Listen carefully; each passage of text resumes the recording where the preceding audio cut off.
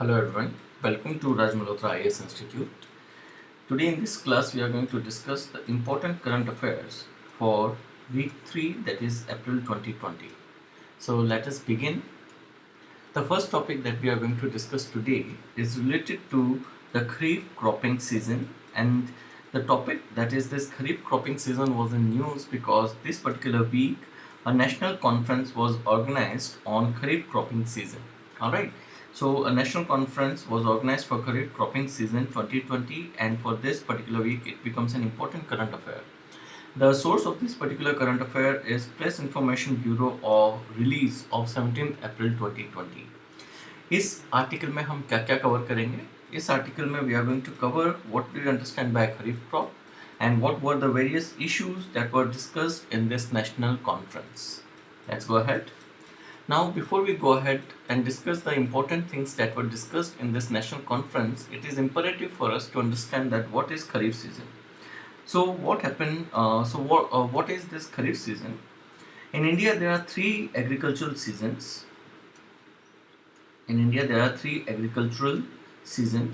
The first season is Rabi, the second is Kharif, and the third is Zaid.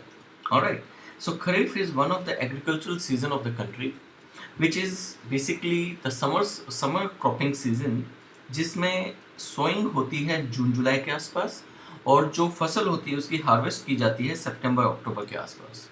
अगर खरीफ season के important crops की बात करी जाए तो खरीफ सीजन के इम्पोर्टेंट क्रॉप्स हैं राइस, मेज, ज्वार, बाजरा, तूर, मूंग, उड़द, cotton, jute, groundnut, soybean, etc.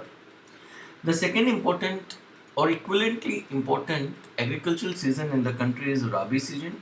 Or Rabi season is a winter agricultural season that starts somewhere between October December, जिसमें sowing होती है, and it is harvested in April and June. So this right now the harvesting is being carried out for Rabi season, and the important crops of Rabi season include wheat, barley, peas, gram, mustard, etc. Alright. Now, after the end of the Rabi season and before the Kharif season, there is an intermediate agricultural season, and that is known as Zaid season. Zaid season is sown and harvested almost between March to July, and it is an agricultural season that lies between Rabi and Kharif.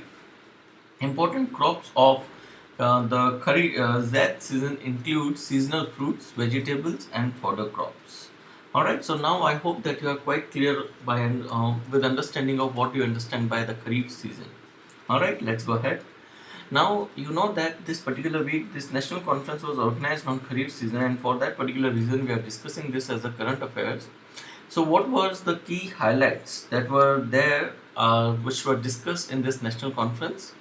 The key highlights were, number one, the first and the foremost, the national conference discussed with the states that how they are going to tackle Kharif cultivation, particularly in a scenario when the country is witnessing a massive lockdown. So when there is restriction on movement of the people, and how in that scenario how they are going to tackle Kharif cultivation, the states were asked, and then a national strategy will soon be implemented for Kharif cultivation. Apart from that, in this conference it was decided that the process or the program of doubling the farmer income by 2022, which was launched by the Prime Minister 2 years back, this particular initiative has to be converted into a mission mode project because less than 2 years are left to achieve this particular feat. Apart from that, another important thing that was discussed was that the farmers, they have to be made aware about various farmer friendly schemes such as Pradhan Mantri Fasal Bima Yojana that deals with crop insurance, soil health card scheme that deals with proper nutrient manipulation, proper nutrient enrichment of the soil so that the productivity and production of the country's agricultural land can be improved. Apart from that, in this in this particular scenario of lockdown, it was also decided that how the farmer should be taught the concepts of social distancing and social responsibility while they are given exemptions and relaxations from the lockdown by the Ministry of Home Affairs. So recently, if you are an avid reader of the newspaper articles, There, the government has said that the Ministry of Home Affairs has given relaxations and exemptions to the farmers so that they can carry out their activity related to agriculture even in the face of this lockdown. So they must be taught first the tools of social distancing as well as social responsibility. And apart from that, for contactless buying, contactless selling, contactless trading, and contactless assessment of the agricultural crops, upscaling of e national agricultural market has to be undertaken. So these were the key highlights that were discussed in the national conference on kharif crops. Let's go ahead. Before going ahead, let us understand what is this electronic national agricultural market platform, ENAM. So ENAM is a place, or you can say that it is a kind of virtual market. It is a kind of virtual market where the farmer, trader, and buyer, can come together on online platform and carry out the various activities that are done associated to these three entities, that is farmer, not framer, sorry, it is farmer, trader, and buyer. For example, the farmer can go for registration and lot generation through online mechanism. He can apply online for sampling and assaying of the product. The traders and the buyers can go for bid management and auction. Apart from that, weighing, weight bridge, and sale agreement can be signed online. Online payment can take place, and the farmer, the buyer, and the trader, they can then exit this platform without any contact. So basically, it involves quality based testing through electronic mechanism and electronic payment, as well as all the facilities to be provided electronically to the concerned stakeholders, that is farmers, traders, and buyers. So it is very important that in the situation of lockdown, social distancing, electronic national agricultural market should be given a high priority. Let's go ahead. Now, what were the other observations that were made at the national conference on Kharif season 2020? So, first and the foremost observation that was made was that in this particular year, India has an anticipated outcome of production more than what was targeted. For the financial year 2019-20, it was targeted that we are going to produce 291.1 million tons of food grains. However, the anticipated outcome that we are targeting, or that we are eyeing right now, is 292 million tons. That means that we are producing more than what was targeted. That is that is the reason that for the year 2020-21 financial year, we have upscaled the target of food grain production to 298 million tons. Alright, so that means that for the financial year 2020-21, India is going to target at least 298 million tons of food grain production. Apart from that, it has been found out that the total cultivable land in the country, it has reduced in the country by around 2.74 million hectares. That is the total arable land. So in India, there is around 159.2 million hectares of land available for agricultural purpose. From this, around 2.74 million hectare land has decreased, whereas it has been found out that the gross cropped area has increased from 182.28 million hectares to 196.5 million hectares. And the statistics for the net sown area says that the net sown area has almost remained unchanged at 140 million hectares. So let me clarify these 2 points. There is something that is known as cultivable land. So cultivable land is the fraction of the country's area that can undergo agriculture. It was earlier 159.2 million hectares, which has now come down by 2.74 million hectares because of transfer of agricultural or cultivable land to non-agricultural purposes. However, the gross cropped area has increased from 182.28 million hectares to 196.5 million hectares, and the net sown area has remained almost unchanged to 140 million hectares. Now, the difference, so I think that cultivable land or agricultural land is clear to you that it is the amount of area available for agriculture. अब उस पर कितना crop उगता है it is secondary, और कितनी बार उगता है it is secondary. That will be calculated differently. Now the difference between gross cropped area and the net sown area is discussed in the next slide. But before going to the next slide and comparing what is gross cropped area and net sown area, one more thing was discussed at this conference, and that thing was that for the rabi crop, जिसकी अभी harvesting चल रही है, the rabi crop procurement will take place at the village or the block level. Very important, it is decentralized procurement has been initiated so that the farmers need not come to the physically to the cities and risk themselves getting infected by the COVID-19. Alright, so in the next slide we are going to discuss the difference between net sown area and gross cropped area. However, in this slide you must be clear that the cultivable land or the agricultural land is the country's total area available for agriculture. अब उस पे cropping हो रही है नहीं हो रही है, that is secondary. Alright, so जब cropping हो रही है और कितनी बार हो रही है ये हम decide करेंगे gross cropped area और net sown area में. So let us compare these two entities.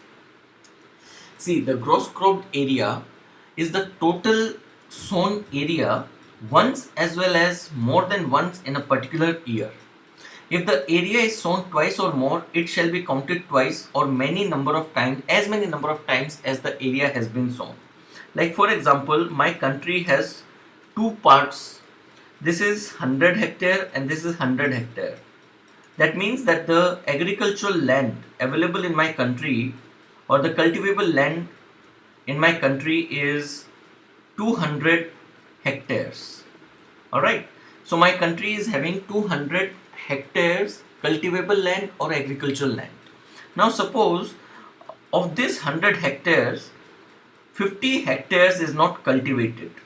We do not cultivate the 50 hectares and this 50 hectares is cultivated.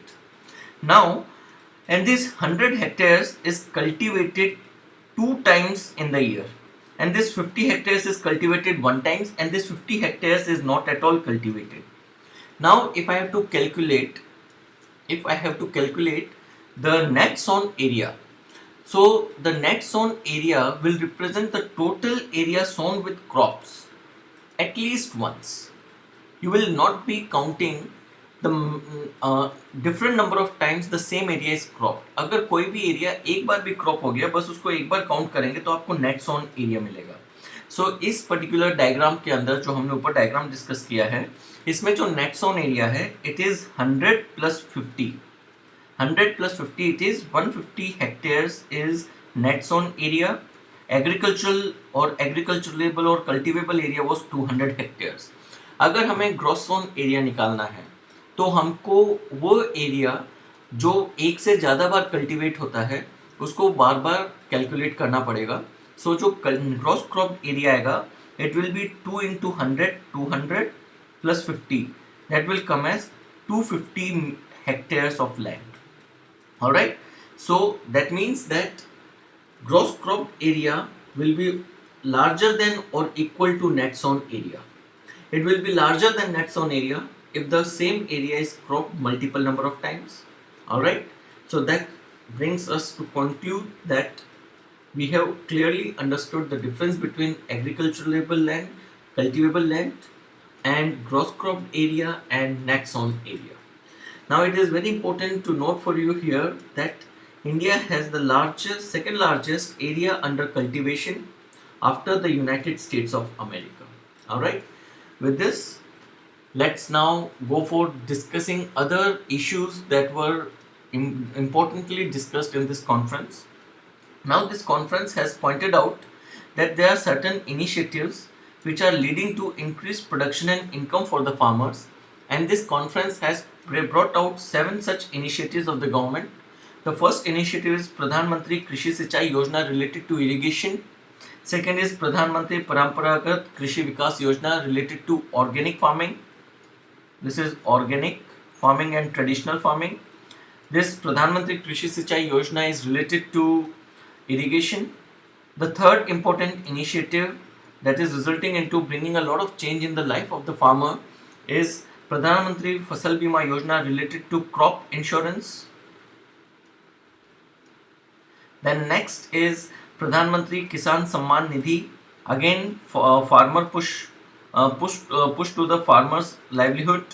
Then Pradhan Mantri Kisan Pension Yojana intends to bring social security to the farmer. Then Pradhan Mantri Annadata Aay Sanrakshan Yojana is security, or you can say financial security scheme for the farmer. These are the various important 6 schemes that the government has initiated for improving the life of the farmer. And next is to bridge the gap between the buyer, the trader, and the farmer. The government has started e-National Agriculture Market initiative that we already discussed in the previous slides. You have to make use of these names of these initiatives in the mains answer related to increasing the farmer income and production in agricultural sector. Alright, it is very important for you to mention these schemes if there is a question related to improving the earning of the farmer and livelihood of the farmer. So let's proceed ahead. Now the second topic that we are going to discuss is the topic related to sovereign gold bond scheme. This scheme is not launched this year. However, it was launched way back in 2015. But this scheme was again in news for particular reason. So let us discuss why this scheme was in news. So you know that the condition that the country is right now facing COVID-19 situation, and not just India's financial markets, but even the global financial markets, they are witnessing a lot of disturbance and they are crashing actually. Alright, they are crashing, they are going down, such that any kind of investment in the financial market is not lucrative and you are not getting the adequate returns.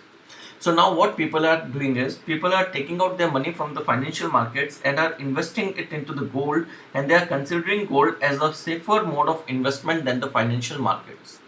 And this has resulted into people going for purchasing more and more gold, and therefore the physical demand of the gold has increased. India has to import gold, and when India imports a lot of gold, it has resulted into increasing current account deficit. That is, India's imports become more than the exports, and therefore the financial stability of the country, or the you can say the exchange rate of India's currency, can also deteriorate. So what the government has done, the government, to reduce people in being incentivized for purchasing physical gold, the government has introduced a scheme which is known as the gold bond scheme, that gives the investors all the benefits that they seek without purchasing the physical gold. And therefore it is an alternative that the investors can seek to purchase these bonds instead of physical gold. Now these bonds are produced in the country itself, and therefore there is no importing of the gold, and therefore our foreign exchange reserves remains considerably high and current account deficit does not suffer. So this sovereign gold bond scheme is a scheme that tries to provide the investors the benefit they have by purchasing physical gold, alright, without going for actually purchasing the physical gold. So because of this crashing of the financial markets and increased incentive in investment in gold, the government has decided to issue the sovereign gold bonds in 6 installments between April 2020 and September 2020. Let's discuss in detail about the sovereign gold bond scheme. This sovereign gold bond scheme, it was launched by the NDA government one in November 2015 to narrow down the current account deficit, which was soaring high at that time. These sovereign gold bonds, these bonds are like government securities and they are issued by the RBI on behalf of the government. Because these sovereign gold bonds are government securities and government is a sovereign entity, therefore the gold bonds have a adjective attached to them, and it is sovereign. These gold bonds, they are dominated in grams of gold equivalent and substitute holding of physical gold. And these sovereign gold bonds, what they do is they shift your investment from physical gold into investments that resemble similar to gold but are actually financial savings. Let's go ahead. Now what the investor has to do, the investor has to pay the issue price, that is the price at which the bonds are issued. So like suppose करो कि आज एक 10 ग्राम gold is somewhere around 40,000. So the RBI it go for issuing the sovereign gold bonds. Suppose करो कि मेरे पास आज की date में इतना पैसा है कि मैं 20 ग्राम सोना खरीद सकता हूँ, तो I will go for purchasing 2 sovereign gold bonds of 10 gram each gold. So I will have to pay RBI 80,000 rupees and I will purchase the 2 sovereign gold bonds. Alright. So investor has to pay the issue price in cash to the RBI or the any agency from where the gold bonds can be purchased, and after the maturity period I can go for again encashing my sovereign gold bond. Suppose करो कि 8 साल बाद जो इसका maturity period है that is 8 years, 8 साल बाद मेरे इन गोल्ड की कीमत 10 ग्राम गोल्ड की कीमत मार्केट में है around 1 lakh rupee. So now after 8 years I will be selling my 2 sovereign gold bonds worth rupees 2 lakh. So 8 years में मेरा 80,000 रुपीज कन्वर्ट हो गया 2 लाख में. Apart from this it is add on feature of this sovereign gold bond कि जो government है वो investor को एक फिक्स्ड रेट ऑफ इंटरेस्ट भी प्रोवाइड करेगी upon the investment that the investor has made in the sovereign gold bond. यानी 8 साल तक सरकार मेरे को 2.5% पर एनम के हिसाब से 80,000 रुपये पे इंटरेस्ट भी देती रहेगी, जो आपको फिजिकल गोल्ड में नहीं मिलता. Alright. Apart from that the tenure, as I already discussed, the tenure of the bond maturity is 8 years, and after 5 years one can exit by selling the sovereign gold bond on the stock exchange. Who can purchase the sovereign gold bond? The sovereign gold bond can be purchased by the resident individuals of the country. It can be purchased by the Hindu undivided families. Alright, it can be purchased by trust, universities as well as charitable interest. And the minimum permissible investment unit is 1 gram of gold.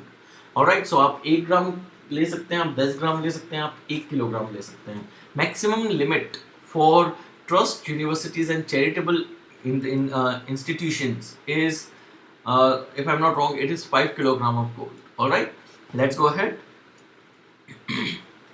Now the investment in sovereign gold bonds is also exempted from the capital gains tax if the redemption occurs on maturity. That is, suppose करो कि मैंने 80,000 रुपए के investment पे 2 sovereign gold bond खरीदे थे और 8 साल बाद मैंने इस पे 2 लाख रुपए कमाए. So I earned approximately 1,20,000 capital gains. Now traditionally जो कैपिटल गेन्स होते हैं उसके ऊपर टैक्स लगता है जिसको बोलते हैं कैपिटल गेन्स टैक्स, लेकिन सॉवरेन गोल्ड बॉन्ड्स के ऊपर ये बहुत ही ल्यूक्रेटिव ऑफर है कि अगर आप मैच्योरिटी पे अपने बॉन्ड्स को रिडीम करोगे तो आपके जो भी इनकम आपने अर्न करी है, उसकी जो भी कैपिटल आपने अर्न करी है उसके ऊपर कैपिटल गेन्स टैक्स एग्जेम्प्टेड है. Alright, only negative points associated with the sovereign gold bond scheme is that this scheme has a long maturity period, that is 8 years. Alright, whereas the physical gold जब चाहो तब आप उसको cell कर सकते हो, but इसको वेट करना पड़ेगा आपको 8 साल मैच्योर होने के लिए. अपार्ट फ्रॉम दैट जो ट्रेडिंग, एक और नेगेटिव पॉइंट है कि जो ट्रेडिंग वॉल्यूम्स है सॉवरेन गोल्ड बॉन्ड्स की स्टॉक एक्सचेंज पे वो बहुत कम है, such that it really becomes very difficult to trade and exit the sovereign gold bonds before maturity. Alright, so these 2 points are making the sovereign gold bond scheme less lucrative as compared to the physical gold. Otherwise, it's a very good and very mentally well crafted scheme through which people can earn all the benefit of investment in gold even without purchasing physical gold. Let's go ahead. The third topic we are going to discuss is very important pertaining to the times that we are witnessing right now, that is of COVID-19. तो topic 3 is related to vaccination in India. Vaccination के ऊपर बहुत time से students demand कर रहे थे that I should cover this vaccination topic, and particularly Prateek called me and he asked me that if I could cover the vaccination topic. So I am covering vaccination topic here. So vaccination is also known by the name immunisation. So what is vaccination और immunisation? Vaccination और immunisation is a process in which you make a person immune or resistant to an infectious disease by activating the individual's immune system. Alright, and this is done by multiple processes. We are going to discuss it in next slides. However, India has started its universal immunization program in this particular regard to provide immunity to its local population. Alright, let's go ahead. Let's discuss the universal immunization program of the country. It is one of the largest, in fact it is the largest immunization program of the world. Alright, it is the largest immunization program in the world, whereby the country is trying to provide immunization to almost every member of the country. So what happened that it was in 1978 that the Ministry of Health and Family Welfare at that time, it started a program, and that program was known as Expanded Program of Immunization to immunize and vaccinate India's population. In 1985, this 1978 program was renamed as the Universal Immunization Program, and under this program, several vaccinations were to be provided to the members of the country, citizens of the country, that included infants, children, as well as pregnant women, so that they can be immunized against various set of diseases. So now what we have to discuss is what are the various vaccinations that are covered under the Universal Immunization Program. Let's go ahead. So the important vaccines that are covered under the immunization program or the Universal Immunization Program consist of number 1, BCG vaccine. BCG vaccine stands for Bacillus Calmette-Guerin vaccine, and it is given to infants, that is children less than 1 year, or their children less than 1 year of age, and this BCG vaccine protect these infants throughout their life from tubercular meningitis and the tuberculosis that is disseminated in the Indian society. This BCG vaccine is generally given at the time of birth or as early as possible till 1 year of birth. And where it is given? It is given as intradermal injection in upper left arm. See, I have got this BCG vaccine, and if you think that you have also been given the BCG vaccine, you can look at your upper left arm, and there will be a kind of some round shape scar on your left arm shoulder.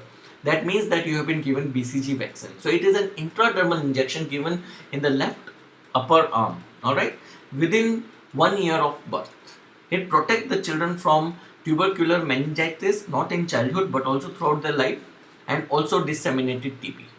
The second vaccine that is covered under Universal Immunization Program is OPV, or oral polio vaccine, that protect the children from poliomyelitis in their lifetime. It is given at the birth, and when it is given at birth, it is called zero dose oral polio vaccine, and consequently 3 more doses are given at the age of 6, 10 and 14 weeks since birth. After that, a booster polio vaccine is given within 16 to 24 months of age, and it is a oral vaccine, that is, it is given in the form of drop for oral consumption. The third important vaccine is hepatitis B vaccine. This hepatitis B vaccine is a vaccine that provides hepatitis B protection from the hepatitis B virus. It is given at the time of birth or as early as possible within 24 hours. After that, 3 more doses are to be given at 6, 10 and 14 weeks in combination with diphtheria, pertussis and tetanus, and this Haemophilus influenza B virus in the form of pentavalent vaccine. That is, it is given in the form of pentavalent vaccine after 6, 10 or 14 weeks by combination with diphtheria, pertussis, tetanus and influenza B virus along with hepatitis B virus. Alright, so it is a pentavalent vaccine. It is given in the form of intramuscular injection at anterolateral side of the mid thigh. So thigh के अंदर के mid section में intramuscular injection दिया जाता है hepatitis B का. Fourth important injection is the pentavalent injection, जिसकी हमने ऊपर बात करी है.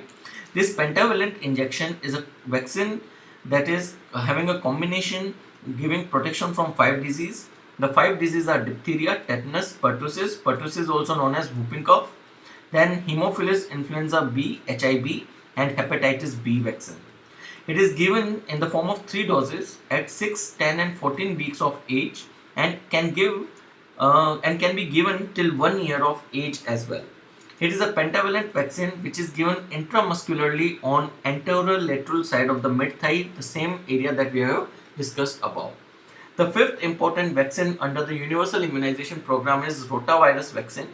Rotavirus vaccine is a protection from rotavirus. Rotavirus results into severe diarrhea in the infants, and it may result into children dying from diarrhea. So this rotavirus vaccine is introduced as part of the universal immunization program, but it is not given in all the states, but it is given in selected states where rotavirus infection is quite high. All right. This rotavirus vaccine is given at 6, 10, and 14 weeks of age, and it is given in the form of 5 drops of vaccines given orally. So, like polio, rotavirus vaccine is also an oral vaccine. Then the sixth vaccine is pneumococcal conjugate vaccine, that is PCV. This pneumococcal conjugate vaccine is providing protection to the children throughout the lifetime from a bacteria that is known as Streptococcus pneumoniae, which results into pneumonia among the people. Again, it is not a pan-India vaccine, it is only given in certain states. And when this pneumococcal vaccine is given, this pneumococcal conjugate vaccine is given at 2 primary doses at 6 and 14 weeks of age, and this is followed by a booster dose at the 9 months of age. Now, this pneumococcal conjugate vaccine is an intramuscular injection which is given at outer right upper thigh, and it should be noted that this pentavalent vaccine and PCV are given as 2 separate injections into 2 opposite thighs. यहाँ से थोड़ा सा tricky question बन सकता है. Alright, let's go ahead. The seventh vaccine is FIPV. FIV stands for Fractional Inactivated Poliomyelitis Vaccine, which is given as a booster against protection from poliomyelitis. It is given in 2 fractional doses at 6 and 14 weeks of age, and it is given intradermal injection at right upper arm. BCG is left upper arm, IPV is right upper arm. Let's go ahead. The eighth vaccine is measles or measles rubella vaccine, MR vaccine. Now, this measles vaccine is used to protect children from measles virus. Alright, it is given in combination with rubella, and the first dose of this measles vaccine is given at 9 months of age or before 12 months of age, and it can be given up to 5 years if not given at 9 to 12 months age, and the second dose is to be given at 16 to 24 months. Now, the route through which this measles vaccine is given, it is given in the form of a subcutaneous injection right in the upper right arm. Alright, the ninth injection that is part of universal immunization program is Japanese encephalitis vaccine. Now, this Japanese encephalitis vaccine is providing protection against the Japanese encephalitis disease, and it is given in selected districts where Japanese encephalitis is quite endemic. For example, the districts of Eastern Uttar Pradesh and Bihar. Alright, this vaccine is given in the form of 2 doses. The first dose after 9 months are completed before 12 months, and the second dose 16 to 24 months of age. Again, it is a subcutaneous injection which is given right below the skin in the similar to the vaccine that we have just discussed, measles and rubella. The 10th vaccine is called the DPT booster vaccine that is given in the form of a booster vaccine to DPT vaccine, and this is given at 5 to 6 years of age, as the first one is given between 16 to 24 months of age. The site is intramuscular injection in anterolateral side of mid thigh, left thigh. This is the initial DPT vaccine, and this DPT booster is given in upper left arm. Alright, let's go ahead. Now, the 10th vaccine is TT vaccine, that is tetanus toxoid vaccine, that is given to provide protection against tetanus, and it is given at 10 years and 15 years of age. Alright, when previous injection of the pentavalent DPT vaccine is not given at the scheduled age. It is also given to the pregnant women. Alright, it is early in the pregnancy. The second tetanus injection is given into 4 weeks into pregnancy, and this TT booster injection is given when the 2 doses of TT are given in the pregnancy in the last 3 years. Now, this TT vaccine is given in the form of intramuscular injection in upper arm. Alright, so I think that this concludes the vaccines that are there in the universal immunization program. The topic 4, that is the types of vaccine, is in conjunction with the topic 3, that is universal immunization program. So these types of vaccines we have to cover because this particular week the institute at Hyderabad, which is known as the Center for Cellular and Microbiology, CCMB, it has started developing an inactivated virus vaccine for novel coronavirus SARS-CoV-2. Alright, so अभी कोविड-19 disease चल रही है, उसके regarding बहुत सारी उसके regarding बहुत सारे पार्डन मी उसके रिगार्डिंग बहुत सारे वैक्सीन डेवलप हो रहे हैं, different type of vaccine try करे जा रहे हैं. तो जो हैदराबाद में हमारे centre for cellular and microbiology institute है CCMB, उन्होंने इनएक्टिवेटेड वायरस वैक्सीन डेवलप करा है. So that compels us to discuss what are the different types of vaccine. So the different type of vaccines include, the first is inactivated virus vaccine, second is live attenuated vaccines, third is subunit recombinant polysaccharide and conjugate vaccine, and the fourth one is toxoid vaccines. So let's discuss the different type of vaccines now. The first is inactivated vaccines. देखिए, inactivated vaccine के अंदर क्या होता है कि जो आपके pathogen हैं जिससे बीमारियां होती हैं, you grow them in large number, then kill them either using some chemical substance or by giving them heat. Once they are killed, you make a vaccine out of them. They lose their tendency to reproduce, and then various parts of the pathogen are intact, particularly those parts that act as antigen. Antigen is a substance that is recognized by our immune system, and then our immune system starts developing antibodies for these antigens, and then our immune system keep those antibodies to fight any possible infection in near future. All right, however, these pathogens, they are killed, that is they do not have any tendency to reproduce, and therefore they are safe vaccines and they can be given to they are safe vaccines and they can be given to those people who have lesser immunity, such as those people who are immunosuppressant, who are taking immunosuppressant. देखो, immunosuppressant are those chemical that suppresses your immune system.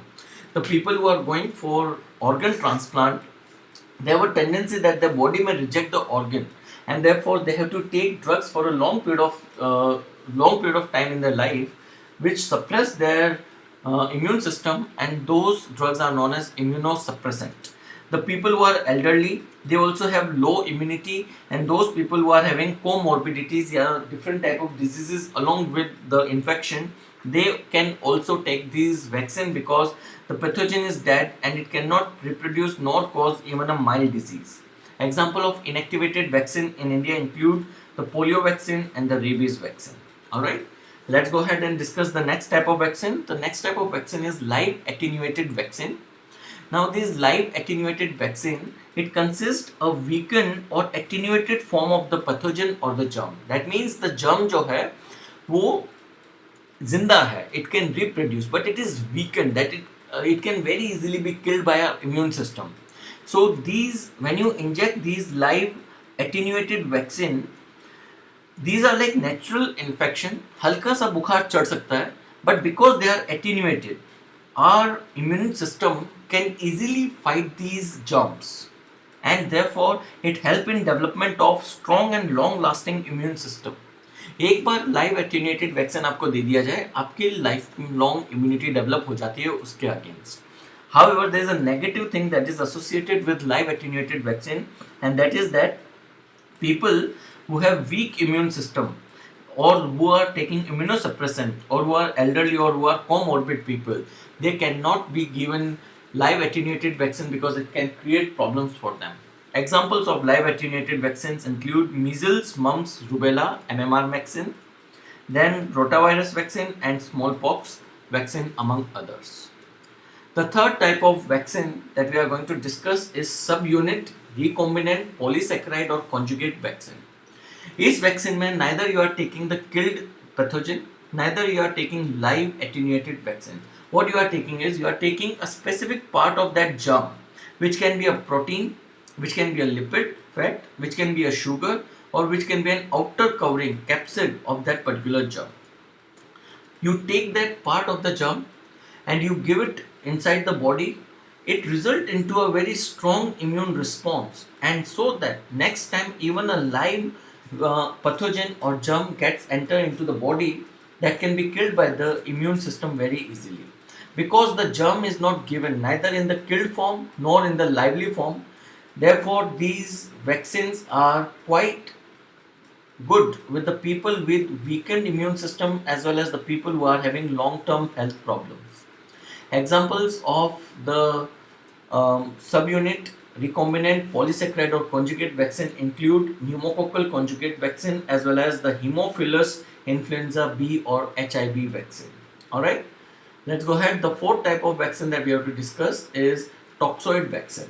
Toxoid vaccine के अंदर क्या करता है कि जो germ हमारी body में टॉक्सिन प्रोड्यूस करता है, आप वो टॉक्सिन कम मात्रा में हमारी बॉडी में पहले ही इंट्रोड्यूस कर देते हो, जिससे हमारा इम्यून सिस्टम रिस्पॉन्ड करना चालू कर देता है against that toxin, such that next time अगर जर्म हमारी बॉडी में आके वो टॉक्सिन बनाएगा तो उसको न्यूट्रलाइज करने के लिए हमारे पास सफिशिएंट इम्यूनिटी पहले से होगी. Example of toxoid vaccine includes diphtheria and tetanus. I think that we have discussed quite in good detail about the immunization, universal immunization program of the country as well as the different type of vaccines that can be developed. So it was quite good. Let's go ahead. Now we are going to discuss the topic number 5, and the topic number 5 is I4C. I4C stands for Indian Cybercrime Coordination Center. It was in news because recently the Ministry of Home Affairs, जिसके under I4C आता है, that is Indian Cybercrime Coordination Center, it has mentioned that the Zoom video conferencing application that the country is switching to because of online interaction is not safe platform, and there are so many cybersecurity loopholes that this app contains. Alright, and therefore it becomes imperative for us to discuss what does this I4C stands for. So as I already told you that I4C stands for Indian Cybercrime Coordination Center, which was approved in 2018 to deal with all types of cyber crimes in the country in a comprehensive and coordinated manner. It is an agency which is placed under the Ministry of Home Affairs.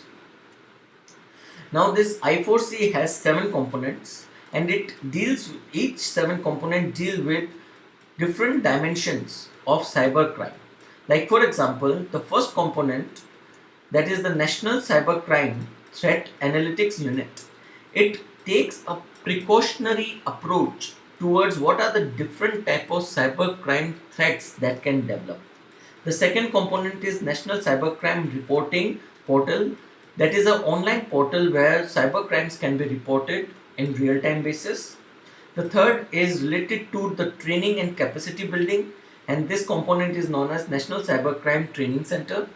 The fourth component is Cybercrime Ecosystem Management Unit. The fifth component is Cybercrime Research and Innovation Center, where technological interventions are researched and new innovative interventions are introduced to ensure greater amount of cybersecurity in the country. The sixth component is National Cybercrime Forensic Laboratory Ecosystem for forensic analysis of the crime that has already taken place. And the seventh platform is Platform for Joint Cybercrime Investigation, where cybercrime or Computer Emergency Response Team India participate and coordinate with the various investigative agencies within the country as well as the global computer emergency response teams for coordinated effort to contain any kind of cybercrime. It is very important to understand that the headquarters of I4C is located at New Delhi, and now various state and UT governments have started creating their own regional cybercrime coordination centers to integrate with I4C and provide a blanket cover to entire country's cyber platform from any kind of cyber threat.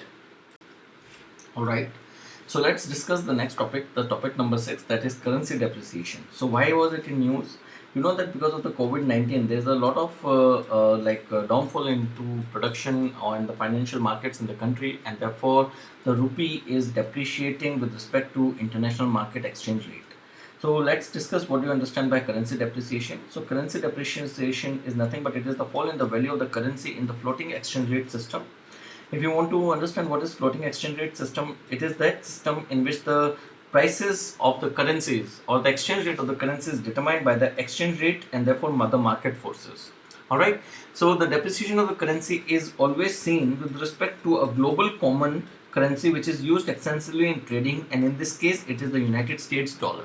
That means that the rupee is deteriorating with respect to United States dollar. That means that more and more rupees required to purchase one United States dollar. That is what is the meaning of currency depreciation. Now, what do you understand by currency depreciation? So, some additional factors. The factors that result into or that influence the currency exchange rate, they include inflation, महंगाई दर, interest rates in the country, trade deficit, macroeconomic policies, and equity market. We are not going into detail with this thing because it is already covered in detail in your economics course. Now, it is very important to understand here that the currency depreciation always favor the exporting agencies because their product become cheap in the international market because of the lowering down of value of rupee, and therefore their demand increases, and the export agencies, they are benefited because of currency depreciation. At the same time, the currency depreciation negatively impact the importers because the imports become increase because you have to spend more rupee for purchasing $1 which is used for international trade. So imports become costlier, exports for the international market become cheaper. Therefore, currency depreciation favors the exporters but negatively impact the importers. Now, this currency depreciation is detrimental to the health of the economy, and it can be seen from the statement that was once issued by RBI. RBI has said that for every depreciation of rupee by 5% from the baseline, that is right now there is $75 75 रुपये पर dollar, अगर इस base line से 5% depreciate होती है हमारी currency, it will result into increase in inflation by 20 basis point and decrease in GDP by 15 basis point with respect to export. That is, अगर हमारी बेसलाइन 75 रुपये पर डॉलर से रुपी डेप्रिशिएट करता है बाय 5%, तो महंगाई दर 20% से बढ़ जाएगी और एक्सपोर्ट्स 15 basis point से increase हो जाएगा. Alright, now it is the RBI that plays a key role in adjusting the rupee exchange rate. So what RBI can do? If RBI want to improve the exchange rate of the rupee, it will sell dollars in international market, and if it want to depreciate the rupee, it will purchase or buy dollars from the international market. Apart from this, RBI's monetary policy rates such as repo rate, reverse repo rate, bank rate, open market operations, all these things also play a very important role in adjustment of rupee exchange rate.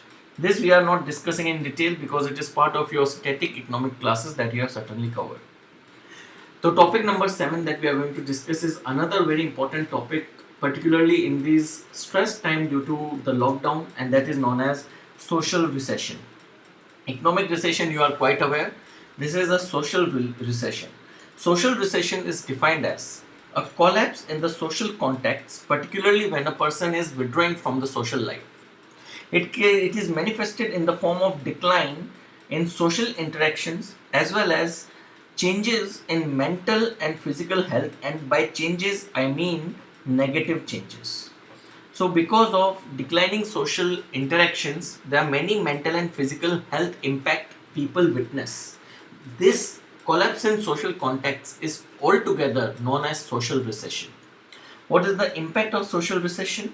First and the foremost, because of the declining social context, there is a sense of loneliness as well as social isolation. This can result into increase in the stress hormone in the body. The stress hormone bring further changes in the body such as increased heart rate, दिल धक धक ज़्यादा तेज करता है, increased muscle tension as well as thickening of the blood resulting into hypertension. This increased stress hormone and consequent physiological changes that are taking place, they are collectively referred to as flight or flight response. Alright, flight or flight response. So let us see what is this flight or flight response. When the body experiences stress, this sympathetic nervous system of the body activate the adrenaline glands and release hormones known as adrenaline or noradrenaline.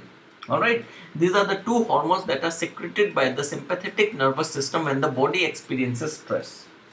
These hormones, that is adrenaline and noradrenaline, these hormones then direct the actions of our autonomic nerves and increases the heart beat rate, so that heart beat faster.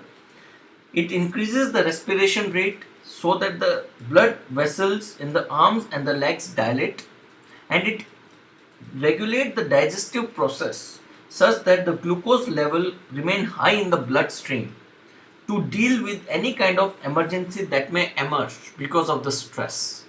And for that particular reason, it results into increased BP, it results into increased sugar level in the body, and consequently, if this situation persists for long, it may result into hypertension, that is BP problem, and diabetes, that is diabetes mellitus, that is type 2 diabetes. देखिए, जब भी हमारी body में किसी भी प्रकार की contingency situation आती है, इमरजेंसी सिचुएशन आती है, it may result into greater consumption of energy, and for that reason the bloodstream sugar energy level or the glucose level shoots up. It is our survival mechanism of the body that enable us to cope up with the physical and psychological threats, and this gives name to the effect that is known as flight or flight response. Alright, now apart from this, social recession also results into increased level of C reactive protein and the protein named fibrinogen in the body. This CRP protein, it is made by the liver, and this protein increases in the body whenever there is a kind of inflammation या सूजन जिसे कहते हैं. हमारी body में कहीं पे भी सूजन होगी तो CRP प्रोटीन शूट अप हो जाती है. Similarly, because of this social recession, fibrinogen protein, which is a soluble protein that helps in blood clotting, even that also increases. That means that because of social recession, because of withdrawal from the social life, both physical and mental health of the person changes, and this can be seen in change in the protein concentration in the body. The consequences of social recession, there are various consequences such that because of this physiological and psychological changes, the mortality rate factor increases by almost 29 to 32%, which is quite high. Apart from this, the persistent social recession may result into chronic morbidities such as high BP problem or hypertension, ischemic rhythmic problem, which is also known as increased heart rate. It may result into increased level of stress hormone, which may result into fast aging, and high persistent high blood glucose level may result into development of diabetes. Alright, so social recession and consequent physical and mental effect in the form of flight or flight response may result into these kind of ailments as well. So it is well advised to you people that you also take care. If you are experiencing any kind of social recession symptoms, take help of a psychiatrist who is available through online. You may Google up the phone number in Chandigarh as well as the city where you are living, but please be watchful of the social recession symptoms. Now, how to cope up with social recession? देखिए, lockdown जैसी condition में when the global pandemic COVID-19 is expanding regularly, there is no quick solution to deal with this scenario. You will have to abide by the lockdown, but you can develop certain approaches that may help. पहली approach है, panic मत करिए. अगर आपको anxious और lonely feel हो रहा है तो don't worry, you are supposed to feel this way during this social recession, so do not panic. Secondly, try to understand that everyone is going through the same phase, and when you feel that everyone is together, you will not feel that high level panic that you ought to feel otherwise. Apart from this, use this time of isolation, social isolation and lockdown to establish the forgotten connections using technology. Call your friends, forgotten family members, and then try to again become socialized using technology. Apart from this, focus on self-care, eat a good diet, exercise regularly, and find ways to calm yourself and focus yourself. Meditation can come handy. So there is no quick solution, but yes, some approaches can bring life-changing um, changes in your life. Alright, let's go ahead. Let's discuss the topic number 8, that is World Economic Outlook Report. देखिए जो world economic outlook report है, it is a report that is published by the International Monetary Fund IMF after its biannual not by after its biannual, साल में 2 बार जो world economic survey होता है IMF का, उसके basis पे IMF एक रिपोर्ट पब्लिश करती है जिसको बोलते हैं world economic outlook report. Alright, so this report is published twice in a year, one in the month of April and second in the month of October. So the World Economic Outlook report for April has come, and this report analyzes and predicts the global economic development that is going to take place in near and medium terms in near future. And this report is even important this year because this report is published particularly during the time of great lockdown that the countries are going through because of COVID-19. If we talk about what are the findings of this World Economic Outlook report for April month, if we talk about the global projection, this report has said that in the 2020 the global output will see a contraction, that is there will be less production and more consumption, and this contraction can be to the tune of -3%. The condition because of this contraction, economic contraction, जो GDP है वो shrink करेगा.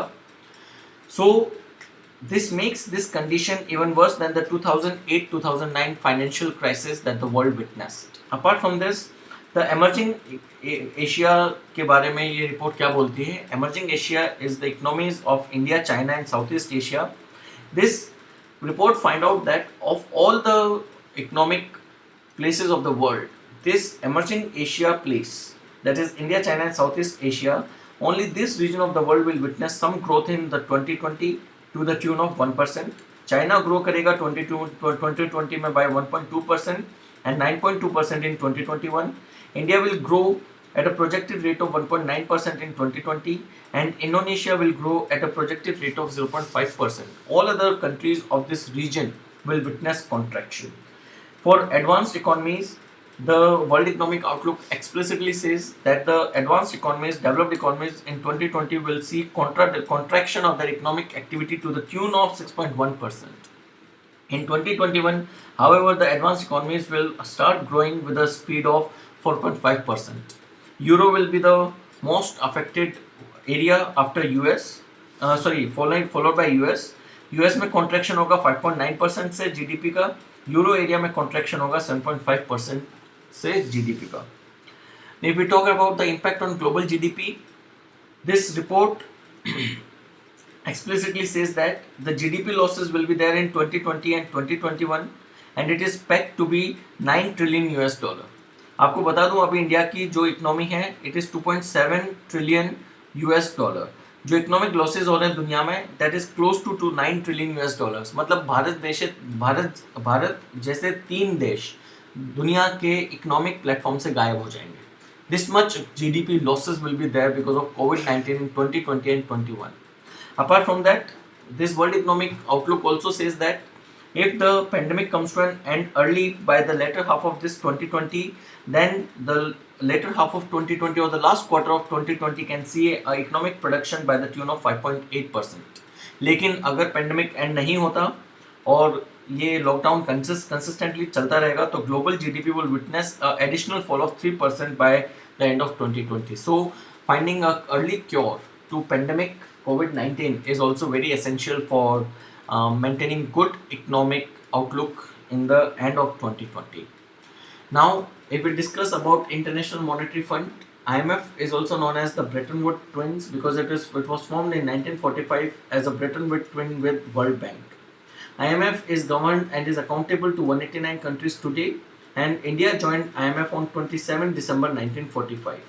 The primary purpose of IMF is to ensure the stability of international monetary system as well as the balance of payment system of the various member countries. However, in 2012, the purpose of IMF was redefined to include all the macroeconomic financial sector issues that bear on global stability. Let's discuss the topic number 9, that is ASEAN Summit. ASEAN stands for Association of Southeast Asian Nations, and it was in news because this particular week, through online mode, the ASEAN Summit was held under the chairmanship of Vietnam. The summit discussed the various issues pertaining to COVID-19 on the Southeast Asian nations. and apart from the ASEAN members, also joined this summit. It included China, Japan, and South Korea. If we talk about what ASEAN is a regional economic group that promotes economic, political, and security cooperation among its member nations. It was established on 8th August 1967 in Thailand in the city of Bangkok, and the establishing document through which ASEAN came into shape is known as Bangkok Declaration, which was signed by the founding members, which included Indonesia, Malaysia, Philippines, Singapore, Thailand, and Vietnam. So 6 founding members were there, which signed the Bangkok Declaration, leading to establishment of ASEAN on 8th August 1967.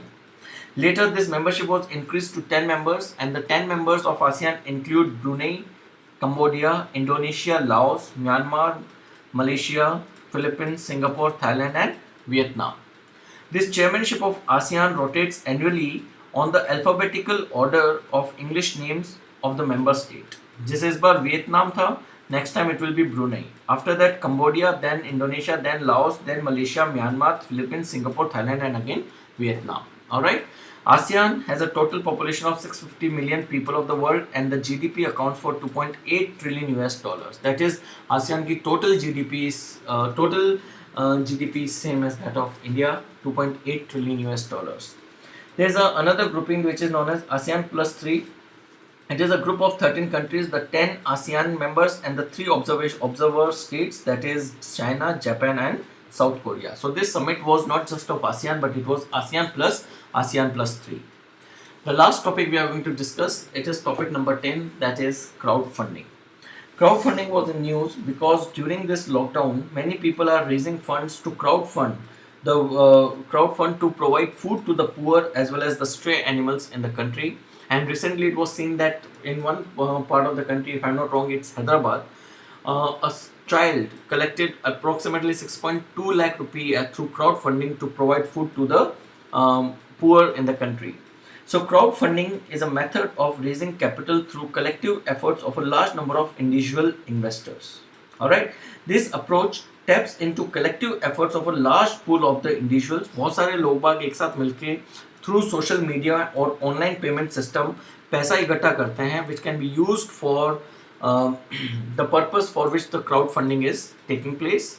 And because of the social media platform, there is a larger network and greater reach and exposure through which in the shortest possible time a large amount of fund can be calculated, which can have a huge impact upon the people for whom this funding is taking place. Now, the types of crowdfunding. There are 3 primary types of crowdfunding. The first type is known as the donation-based crowdfunding. In the donation-based crowdfunding, what you do is you ask a large number of contributors individually to donate small amount of fund. In return, the backers may receive, जिन्होंने investment करी है, they may receive token rewards that increase in prestige. The size of the donation increases. For the smallest sums, however, the funder may receive nothing at all.